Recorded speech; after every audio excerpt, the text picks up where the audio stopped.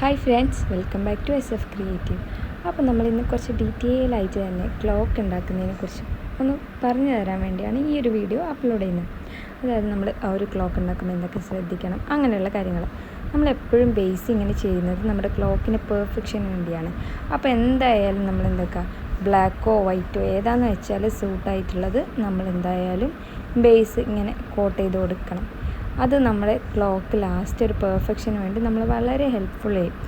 പിന്നെ നമ്മൾ രണ്ടാമതൊരു ക്ലോക്ക് ചെയ്യുമ്പോൾ മെയിനായി ശ്രദ്ധിക്കേണ്ട കാര്യമാണ് ഇതുപോലെ മാസ്കിംഗ് ടാപ്പ് നമ്മൾ സൈഡിലും അതുപോലെ ക്ലോക്കിൻ്റെ ബാക്ക് സൈഡിലും പിന്നെ ആ ഹോൾസ് വരുന്നവർക്കൊക്കെ ഒന്ന് ഒട്ടിച്ചു കൊടുക്കണം. കാരണം എക്സ്ട്രാ വരുന്ന റെസിനൊക്കെ ഇങ്ങനെ ഒട്ടിപ്പിടിച്ച് നമ്മുടെ ബേസിനെ ബാധിക്കാതിരിക്കാനാണ് ഇങ്ങനെ ചെയ്യുന്നത്. പിന്നെയെന്ന് പറഞ്ഞാൽ റെസിന് നമ്മൾ മിക്സ് ചെയ്തിട്ട് ഒരു 10 മിനിറ്റ് നേരം മാറ്റി വെച്ചതിന് ശേഷം മാത്രം അതിലേതാ കളറെന്ന് വെച്ചാൽ അത് ചെയ്ത് കൊടുക്കുക. കാരണം അങ്ങനെ 10 മിനിറ്റ് മാറ്റി വെക്കുന്നതുകൊണ്ട് നമുക്കതിലുള്ള ബബിൾസ് ഏറെക്കുറെ റിമൂവായി കിട്ടും. അപ്പോൾ നമുക്ക് അങ്ങനെ ബബിൾസ് ഉണ്ടാവില്ല. അങ്ങനെ ചെയ്തതിന് ശേഷം മാത്രം നമുക്ക് ഏത് കളറാണ് വേണ്ടത് വെച്ചാൽ ആ കളർ മിക്സ് ചെയ്ത് കൊടുത്തിട്ട് അത് ഇങ്ങനെ ബേസിലേക്ക് നമ്മൾ നേരത്തെ ബാക്ക്ഗ്രൗണ്ട് ചെയ്ത് വെച്ച ബേസിലേക്ക് ഒന്ന് ഒഴിച്ചു കൊടുക്കുക.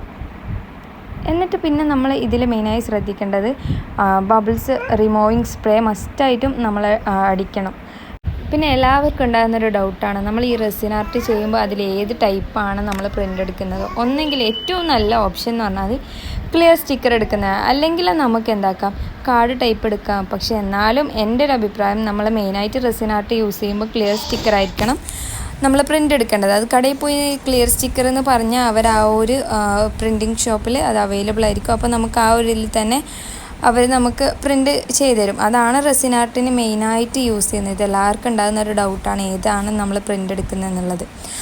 പിന്നെ നമ്മൾ അതിൽ മെയിനായിട്ട് ശ്രദ്ധിക്കേണ്ടത് ഇതുപോലെ സ്റ്റോണൊക്കെ യൂസ് ചെയ്യുന്നുണ്ടെങ്കിൽ നമ്മൾ ആദ്യം സ്റ്റോൺ വെച്ചിട്ട് നമുക്ക് ഏത് ഡിസൈനിലാണോ സ്റ്റോൺ വേണ്ടത് ആ സ്റ്റോണ് ആ ഒരു ഡിസൈനിൽ ക്രിയേറ്റ് ആയിട്ട് വെച്ചിട്ട് അതിൻ്റെ ശേഷം വേണം നമ്മൾ സെക്കൻഡ് കോട്ടായിട്ട് പ്ലെയിൻ പ്യുവർ റെസിൻ അയക്കൂലേ, അതിന് മുമ്പേ അത് നമ്മൾ സെറ്റ് ചെയ്തിട്ട് വേണം നമുക്ക് ഏതൊക്കെ ഡിസൈനാണ് ഫൈനൽ വേണ്ടതെന്നുള്ളത് ഒന്ന് റെഡിയാക്കിയതിന് ശേഷമാണ് ഈ ഒരു സെക്കൻഡ് കോട്ട് ചെയ്യേണ്ടത്.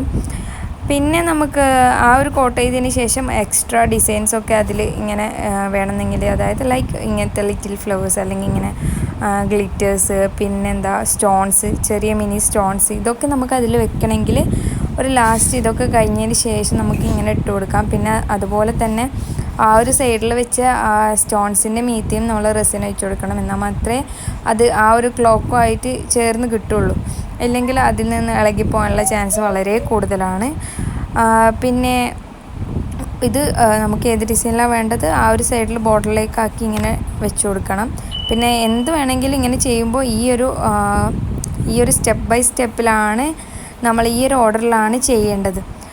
അപ്പോൾ വേറെ എന്നാ ശ്രദ്ധിക്കേണ്ടത് പറഞ്ഞാൽ ഇതെല്ലാം കഴിഞ്ഞ് ലാസ്റ്റ് നമ്മൾ ഈ ക്ലോക്ക് അതായത് 24 hours ആദ്യം ബേസ് ചെയ്തതിന് ശേഷം 24 hours ഡ്രൈ ചെയ്യാൻ വെച്ച് പിന്നെ രണ്ടാമത്തെ കോട്ടും കഴിഞ്ഞ് അതും 24 hours ഇങ്ങനെ ഡ്രൈ ചെയ്യാൻ വെച്ചിട്ട് ഫുൾ അത് ഡ്രൈ ആയതിന് ശേഷം ഇങ്ങനെ ഒരു ഗോൾഡോ അല്ലെങ്കിൽ സിൽവറോ ഏതാണെന്ന് വെച്ചാൽ അതിന് സൂട്ടായ മാർക്കർ വെച്ച് എന്തായാലും നമ്മൾ അതിൻ്റെ ബോർഡർ ഒന്ന് സെറ്റ് ചെയ്ത് കൊടുക്കണം. എന്നാൽ മാത്രമേ ക്ലോക്കിൻ്റെ ആ ഫൈനൽ ഔട്ട്പുട്ട് അത്രയും പെർഫെക്റ്റ്ലി നമുക്ക് കിട്ടും. അതിനാണ് ഇങ്ങനെ ഒരു മാർക്കർ, അതായത് റെസിൻ മാർക്കർ എന്ന് പറഞ്ഞാൽ നമുക്ക് ഷോപ്പിലൊക്കെ അവൈലബിൾ ആണ്. പിന്നെ അതുപോലെ നമ്മുടെ മെഷീൻ സെറ്റ്, അത് ഏത് ക്ലോക്കിന് നമ്മൾ ഏത് നീഡിലാണോ എടുക്കുന്നത് അതനുസരിച്ച് വേണം. ഇപ്പോൾ മെയിനായിട്ട് യൂസ് ചെയ്യുന്നത് 22 mm അതല്ലെങ്കിൽ 18 mm. 22 mm ആയിരിക്കും ഏറ്റവും സൂട്ടബിൾ. എന്നിട്ട് അതിന് പറ്റിയ നമ്മൾ കടയിൽ ചോദിച്ച് വാങ്ങിയാൽ മതി അതിന് സൂട്ടായ നീഡിൽ. അല്ലെങ്കിൽ ഓൺലൈനിലാണെങ്കിൽ അത് സെറ്റായിട്ട് ഒരു 300 രൂപ പ്രൈസിൽ നമുക്ക് കിട്ടും. എല്ലാ മെഷീനും നീഡിലും അടക്കം കിട്ടും. അങ്ങനെ ആമസോണിൽ വാങ്ങാൻ അങ്ങനെ ഒരു ഓപ്ഷൻ ഉണ്ട്. അല്ലെങ്കിൽ കടയിൽ പോയി വാങ്ങുന്നെങ്കിൽ അങ്ങനെ വാങ്ങാം. അങ്ങനെ അത് ഒരേ സെറ്റുള്ളത് വേണം എടുക്കാൻ. ഇല്ലെങ്കിൽ നമുക്ക് ആ മെഷീനും നീഡിലായിട്ട് സെറ്റായി കിട്ടൂല. എനിക്ക് മുമ്പ് അങ്ങനെ വന്നിട്ടുണ്ടായിരുന്നു. അതുകൊണ്ടാണ് ഞാൻ പറഞ്ഞത് ഇതിങ്ങനെ മെഷീനും നീഡിലെല്ലാം ഒരുമിച്ച് വാങ്ങുന്നതായിരിക്കും ബെറ്റർ. എന്നാൽ മാത്രമേ